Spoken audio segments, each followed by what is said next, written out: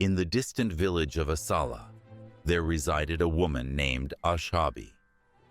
Participate in our contest and win prizes. Write in the comments the magic word you will find in the video. She was an attractive food vendor, and her cuisine was the finest in the entire village. Everyone referred to her as Asabi the cook, due to the deliciousness of her food, which attracted people from everywhere to dine on it. But what happens when those who admire you turn against you? Is there hope for redemption, or must we surrender to fate? Reflect on this and comment below. Each day, Asabi would arrange her stall and prepare meals, and everyone enjoyed her cooking. She was extremely kind, and the villagers adored her greatly. Ashabi had a young daughter named Kimi. She adored Kimi greatly and tried everything to ensure her happiness. Nevertheless, Ashabi's life was not consistently straightforward. While she was expecting Kimi, a tragic event occurred. Ashabi's spouse, Kei's dad, died. Ashabi was left alone to manage Kimi on her own. Although Asabi had no assistance, she remained determined. She labored tirelessly each day to prepare and sell meals in order to support Kimi. She cherished her daughter more than anything else in the world. The villagers frequently observed the effort Asabi put in, and they respected her. They understood that life was challenging for her, yet Asabi never voiced any complaints. She grinned and cared for Kimi as well as she was able. Asabi and Kimi were constantly seen together as true friends. They thrived joyfully in the village, and nothing could diminish the affection they felt for one another. Rumors circulated rapidly, and all murmured the same line: Ashabi poisoned him. Could it really have been a conspiracy? Or was Ashabi the victim of a curse? Write to us what you think in the comments. One day, a disastrous event struck Asala village. A vigorous and fit young man arrived at Ashabi's food stand. He was famous in the village, and similar to many others, he enjoyed Ashabi's cooking. He grinned and consumed his food, just like all the others. However, later that day, the young man began to feel unwell. His family assembled around him, attempting to assist, but soon he started to spit up blood. Everyone inhaled sharply. In Asala village, spitting blood indicated only one thing: poison. The young man did not make it. He died, and the village was stunned. Rumors circulated rapidly, and all murmured the same line: Ashabi poisoned him. The villagers were enraged. How is it possible that a person so cherished, someone they had faith in, could act in this way? They didn't pause to consider. They merely aimed to punish her for what they thought she had done. A group of people assembled at Ashabi's stall, yelling, "Kill her! Poison her!" They didn't allow Asabi to clarify. Their anger ran too deep. In their fury, the villagers seized rocks. They pelted Ashabi with stones until she collapsed to the ground, dead. Young Kimi, just 10 years old, observed everything. Today's magic word is rebirth. Write it in the comments and participate in our contest to win exclusive prizes. Following Ashabi's passing, Kimi found herself completely alone. The villagers were unable to keep her, so they resolved to send her to a neighboring village where Kei's Uncle Allah resided. Uncle Allah was gentle, and upon learning about Ashabi's situation, he felt extremely sorrowful. He embraced Kimi in his home with warmth and kindness. Allah had his own family, and they welcomed Kimi as if she were part of it. Kimi continued to feel sorrow for her mother, but Uncle Allah and his family ensured that she always felt accompanied. They provided her with nourishment, a cozy bed, and plenty of affection. They consistently reminded her, "You belong to this family now." And if by revealing a dark secret, Kimi had to face a fate similar to her mother's? Subscribe to not miss the next turn. As time passed, Kimi began to feel better. She longed for her mother dearly, but in her uncle's house, she discovered some joy once more. She spent time with her cousins and assisted her aunt with household chores. Life appeared more cheerful for young Kimi, and she gradually started to smile once more. Although the sorrow of losing her mother remained, Kimi felt grateful for her uncle. She sensed she had a fresh family, which made her feel secure and cherished. Time went by, and Kimi became older. Now 18, she noticed that Uncle Allah had aged. He saw Kimi develop into a lovely young woman, but he recognized there was a truth she needed to discover. The reality of her mother's death had been hidden from her for far too long. One day, Allah invited Kimi to join him. He gazed at her with sorrowful eyes and said, "Kimi, there's something important you should understand about your mother." Kimi paid attention as her uncle started to share the story.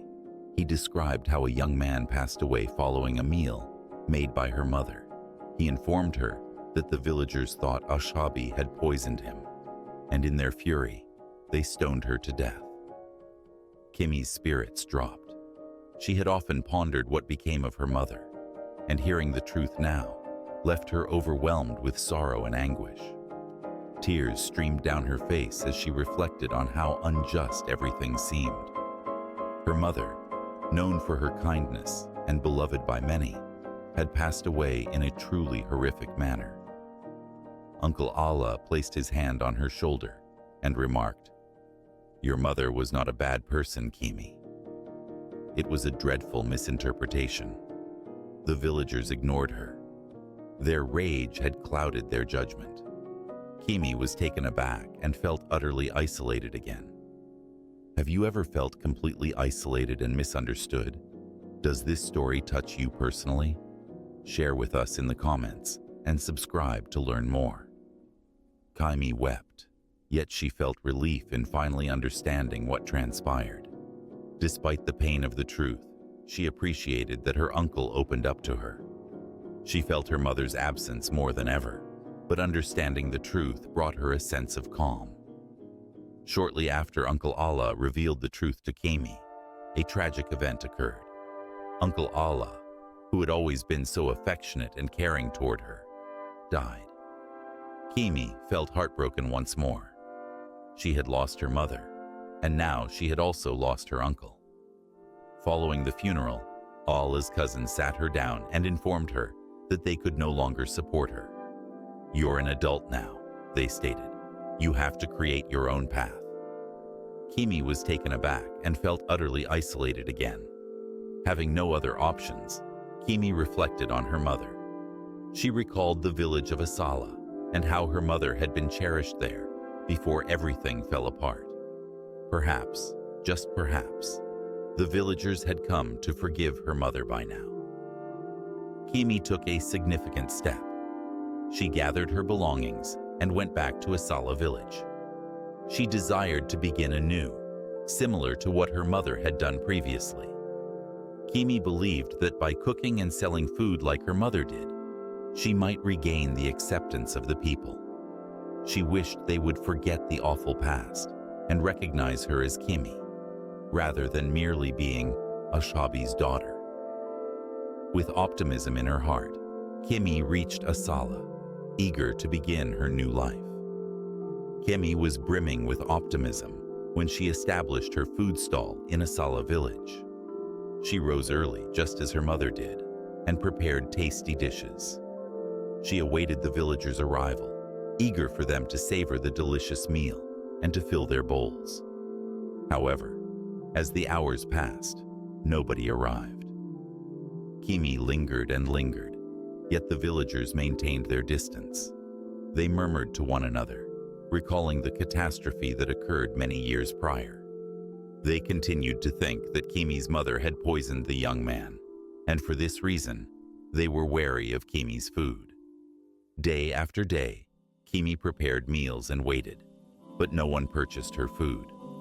The villagers walked past her stall, yet they averted their gazes. Kimi sensed their fear and uncertainty, which weighed heavily on her heart. Despite her sadness and pain, Kimi chose not to lose hope. She continued to make attempts. She prepared the finest dishes she was able to, wishing that someday someone would offer her an opportunity.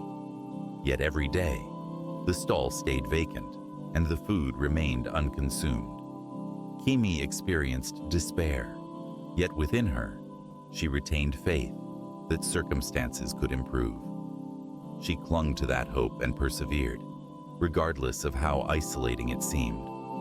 One night, following another lengthy day of no sales, Kimi made her way home, tears in her eyes. Her heart was laden with sorrow, and her feet trailed on the dusty road. Despite her efforts, the villagers continued to decline purchasing her food.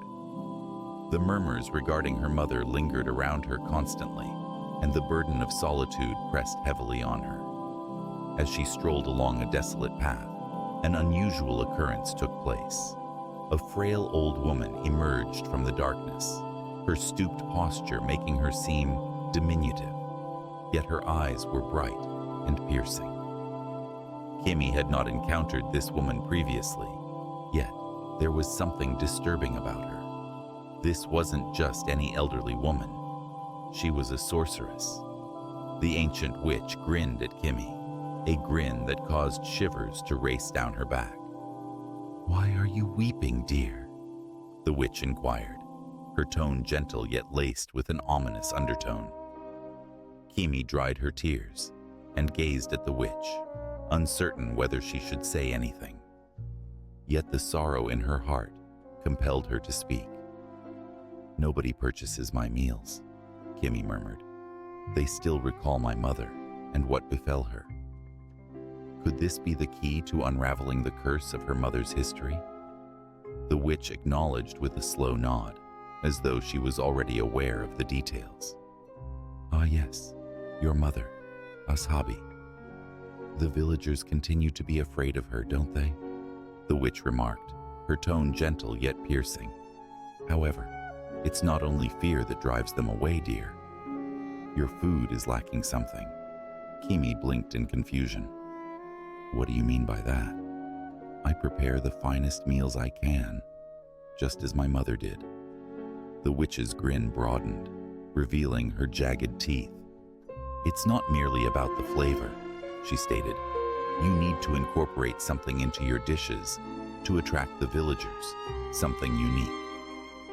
Kimi gazed at the elderly woman, sensing discomfort. "What is it?" she inquired, although she felt uncertain about wanting to hear the response. "Do you believe there is always a choice, even when it seems there isn't? Or is it an illusion we impose on ourselves? Leave a comment." The witch crouched down nearer, her eyes shining in the shadows. "Your pubic hair," she murmured. "Utilize your pubic hair to cleanse the food." She rummaged through her worn, frayed robe and retrieved a tiny calabash. "Stir a bit of this dark material into the food." Kimi's stomach flipped. She recoiled, appalled by the idea. "No, that's repulsive. I can't do that." The witch cackled, her laughter crisp and frigid. "Your mother believed the same, dear." And observe what occurred to her. "Your mother, Ashabi," she went on. "The villagers think she was the one who poisoned that young man, correct? However, the reality, dear, is different from their perceptions." Kimi gazed at the witch, puzzled. "What are you saying?" "Everyone claims my mother poisoned him." The witch's grin disappeared, and her gaze turned icy. "Your mother didn't poison anyone," she stated, her tone now grave. "It was us. We, the witches, were responsible for that man's demise." Kimi inhaled sharply. "But why?" "My mother would never harm anyone." The witch advanced, her tone biting. "Your mother declined to be part of us. We inquired of her. We cautioned her. Yet she believed she could go on with her life without us. Therefore, we instructed her with a lesson. We murdered that man, and we convinced the villagers it was her responsibility. Kimmy's heart raced in her chest. You took his life? But what made you do that? The witch's eyes shimmered in the shadows. We required her to comprehend. She believed she could prepare meals and live contentedly without our influence. But when she chose not to follow our instructions, we had to illustrate the cost of defiance. Consequently, the villagers turned against her, and she paid with her life. Kimmy felt nauseous. Her mother died not due to guilt, but because she opposed the witches. The injustice of everything caused Kimmy's stomach to churn with rage and sorrow. You took my mother's life, she murmured, her voice trembling. The witch chuckled quietly, a harsh noise that resonated in the darkness. Indeed, dear. What decision would you make in her place? What would you sacrifice for success? Share your thoughts and invite 3 friends to watch this story full of moral dilemmas. Now it's your opportunity to make a choice. Will you emulate your mother and deny us? Or will you take the necessary steps to stay alive? Kimmy's heart sped up. She was reluctant to trust the witch, yet her words instilled a profound fear within her. Is this the reason why nobody purchased her food? Could this be the key to unraveling the curse of her mother's history? The witch dug into her robe and retrieved a small gourd.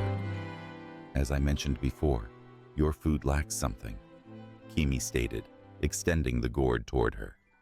If you aim to sell your food, if you wish for the villagers to visit you, you need to use your pubic hair to cleanse the food. She continued, her tone becoming more sinister. You must blend a bit of this dark substance into it. Kimmy's stomach churned with revulsion.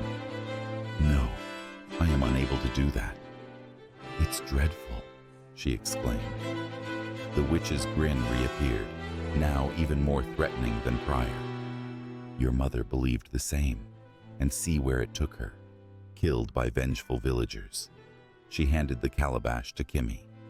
If you decline, dear, you will encounter the same destiny. Don't act foolishly like your mother. Kimmy gazed at the tiny calabash, her hands shaking. The witch's voice resonated within her thoughts. Was this her sole opportunity to stay alive? To escape the curse that her mother endured? The witch pivoted and started to leave, her silhouette fading into the dark. Consider wisely, Kimmy, she shouted back. Your existence hinges on it. Kimmy remained, solitary in the gloom, the burden of the calabash weighing down her hands. Her thoughts surged with anxiety and doubt. Was it truly possible for her to accomplish what the witch had claimed? Was it worthwhile to endanger her life by taking the same route her mother had declined? Every comment on this video is a symbol of hope. By writing your opinion, you are contributing to the discussion and supporting our stories. That evening, Kimmy was unable to rest. The witch's voice resonated in her thoughts. Her mother had turned down the witches, and it resulted in her death. Kimmy was reluctant to take the same route, yet the idea of committing such a horrid act made her feel nauseous. She walked back and forth in her tiny room, gazing at the calabash the witch had bestowed upon her. Kimmy contemplated her mother. Ashabi had shown courage, confronting the witches, but what had it delivered to her? A sorrowful passing, charged with an offense she didn't perpetrate. And at this moment, Kimmy found herself at the same intersection. She sensed being confined, with no favorable options. Ultimately, as the initial rays of morning started to filter through her window, Kimmy came to her conclusion. She couldn't continue living this way, with no one purchasing her food and the villagers' whispers trailing her every move. If adhering to the witch's guidance was the sole means of survival, then she would comply. The following morning, Kimai headed to her stall, as she typically did. She cooked the meal, but this time, she did something she never imagined she would. She gathered her pubic hair, as instructed by the witch, and employed it to clean the food. Her hands shook, yet she compelled herself to go on. She then opened the calabash and added a small amount of the dark substance into the pot. Her heart raced while she mixed the meal, wishing nobody would discover her actions. She felt a deep sense of shame, yet she set those emotions aside, resolved to witness what would occur when Kimi opened her stall that day. She felt anxious. Would anyone arrive?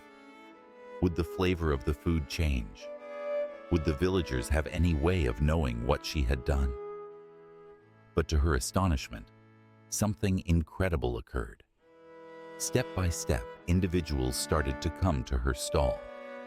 Initially, it was only a handful of inquisitive villagers, and gradually, the numbers increased.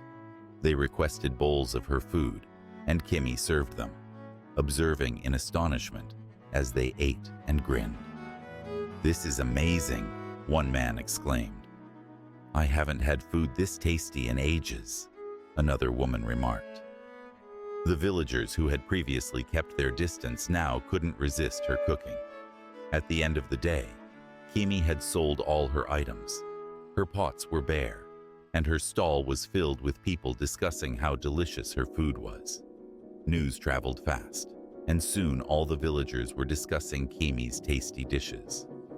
Kimi was in disbelief. For the first time since coming back to Asala village, she sensed a spark of hope. The witch's unusual counsel had succeeded, and Kimi's booth was bustling with shoppers. She accomplished something she never envisioned, yet it led to her success.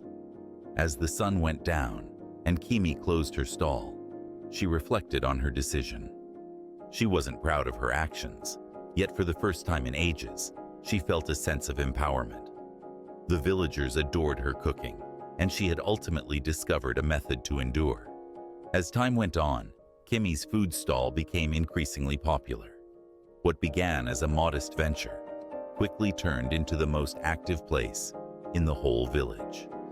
Residents from surrounding towns and villages started to visit Asala solely to enjoy Kimi's renowned cuisine. Her cuisine had turned into something extraordinary. Everyone discussed it, and people craved more. In less than a year, Kimi had emerged as the top food seller, not just in Asala, but also in nearby regions. With all the money she earned, she constructed a spacious, lovely home, one of the best in the village. It was so large that anyone who walked by would halt and gaze. The mansion was impressive, featuring robust walls and gleaming windows, and it represented Kimi's achievements. Yet, despite the growth of Kimi's business, she always prepared the food herself. She employed numerous workers to assist with managing her stall, serving the food, and tidying up. But the cooking was consistently her sole responsibility. She wished to keep the secret of her success hidden from others, the peculiar and sinister ritual that drew the villagers to return repeatedly. As Kimi's popularity grew, not everyone was pleased. The women in the village started to observe how greatly their husbands praised Kimi. They muttered quietly to each other, feeling envious and distrustful. "What makes the men constantly visit her stall?" they questioned. Their fascination lies in her food and her. Before long, gossip started to circulate. It was rumored that Kimi possessed a certain influence over the men in the village. The women believed something was amiss. "She has to be using sorcery," they remarked. What other way could she ascend to the peak so fast? What other ways could she have our husbands look up to her so much? However, Kimi ignored the rumors. She concentrated on her business, and the gossip didn't affect her. She possessed all she had ever desired: wealth, a gorgeous house, and a successful enterprise. The murmurs and envy of the village women couldn't strip that away from her. Kimi's success continued to rise. She became the subject of conversation in every nearby village, and people traveled from even greater distances just to enjoy her meals. Yet, within herself, she understood the cost she had incurred for this notoriety. She adhered to the witch's counsel, and although it bestowed riches upon her, it also darkened her heart. Regardless of her level of success, there remained an aspect of Kimi that felt unsettled. She dismissed it, relegating it to the recesses of her thoughts. Yet the sensation lingered, subdued but ready. On a frigid and still night, while Kimi sat solitary in her majestic home, deep in contemplation, an unexpected chill permeated the space. The wind shrieked outside and the lights blinked. Before Kimi could rise to investigate, a recognizable figure emerged in the corner of the room. It was the elderly sorceress. Kimi's heart dropped when she caught sight of the witch's twisted grin and radiant eyes. It had been ages since she last encountered her, and even though Kimi attempted to forget, deep inside, she realized the witch would come back eventually. "Kimi," the witch intoned, in a tone that made Kimi shudder. "It's time." "Time for what?" Kimi questioned, although she already dreaded the response. The witch's grin grew. "You didn't believe your achievements would come without a cost eternally, did you? We have provided you with riches, influence, and renown. Don't miss more extraordinary stories. Subscribe to the channel and activate the bell to stay updated. Now it's time for you to repay us." Kimi gulped. "But I've completed all your requests. I adhered to your suggestion. Isn't that sufficient?" The witch gently shook her head. "No, dear. The minor sacrifice you offered was just the start. Now is the moment for something grander. We require your womb." "My womb?" Kimi exclaimed. "But for what reason?" The witch's gaze grew ominous. "To secure your triumph, to retain all you've achieved, you must forfeit the ability to bear children.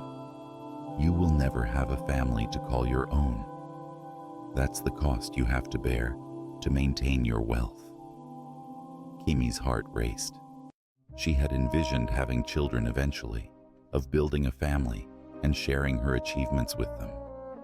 Her lovely home seemed so vacant, and she had always wished that eventually it would be filled with the sounds of children laughing. "No," Kimi exclaimed, shaking her head. "I cannot do that. I desire to have kids. I desire a family. I've put in so much effort for all I possess, yet I don't want to sacrifice my future for it." The witch's grin vanished, giving way to a chilling gaze. "Do you believe you can decline our offer, Kimi?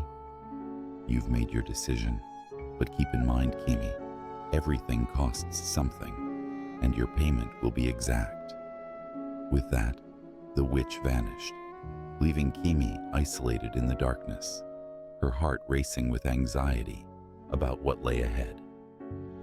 The morning following the witch's arrival, an unusual wind swept through the village of Asala. Every comment on this video is a symbol of hope. By writing your opinion, you are contributing to the discussion and supporting our stories. The wind was unlike anything the villagers had experienced before. Brisk and piercing, it rushed through the lanes, rattling windows and trembling doors. However, an even more peculiar event occurred at Kimi's residence. The wind had harmed her hidden space, the space where she stored her cooking tools and enacted the dark spell the witch instructed her on. A tiny opening emerged in the wall, precisely big enough for someone to glance through. It was in this place that a village woman, intrigued by Kimi's swift ascent to prominence, observed the emptiness. The woman had always doubted Kimi, and now, with this opportunity, she couldn't hold back. She bent down and peered through the opening. What she witnessed stunned her profoundly. Inside, Kimmy was cooking her meal, as she did daily, but the woman stared in disbelief as Kimmy included her pubic hair in the food. She also witnessed Kimmy scatter the enigmatic black material from the tiny calabash that the witch had provided her. The woman drew in a sharp breath and stepped back from the pit, her heart pounding. "This is sorcery," she murmured to herself, shocked by what she had witnessed. Without delaying any further, she rushed to inform the other villagers. The news spread rapidly, catching everyone's attention. The villagers, brimming with rage and fear, assembled at Kimmy's residence. They pulled her into the village square, insisting on answers. The crowd became bigger and noisier, their voices brimming with anger and treachery. Kimmy stood in front of them, shaking. The village elders approached and requested her to clarify. "Is it true, Kimmy?" one elder inquired. "Have you been practicing witchcraft in your cooking?" Don't miss more extraordinary stories. Subscribe to the channel and activate the bell to stay updated. Initially, Kimmy felt inclined to reject it, to fabricate and safeguard herself. But the burden of everything, the guilt, the dread, the witch's curse, weighed heavily on her. She was unable to deceive any longer. With tears filling her eyes, Kimmy nodded and revealed everything. She informed them regarding the witch, the pubic hair, the dark substance, and how she had adhered to the witch's guidance to achieve success. The villagers were astonished. They had placed their trust in Kimmy, looked up to her, and now they sensed betrayal. Their fury intensified, and a few of them yelled for Kimmy to face consequences. The village leaders called upon the oracle to determine Kimmy's destiny. The oracle, a sage and venerable woman, reached the village square. She gazed at Kimmy with a serious expression, and after hearing from the villagers, she presented Kimmy with two options. "You have committed serious sins, Kimmy," the oracle stated. "You can either offer your womb to the witches, as they request, or you will be punished with death for your offenses. The decision is up to you." Kimmy's heart dropped. She had previously declined the witch's request for her womb, but now the shadow of death hung over her.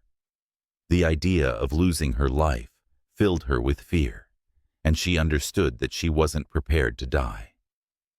"I choose life," Kimmy murmured, her voice soft and faint. The oracle agreed with a nod. "All right, you will survive, but you are not allowed to sell food in this village ever again.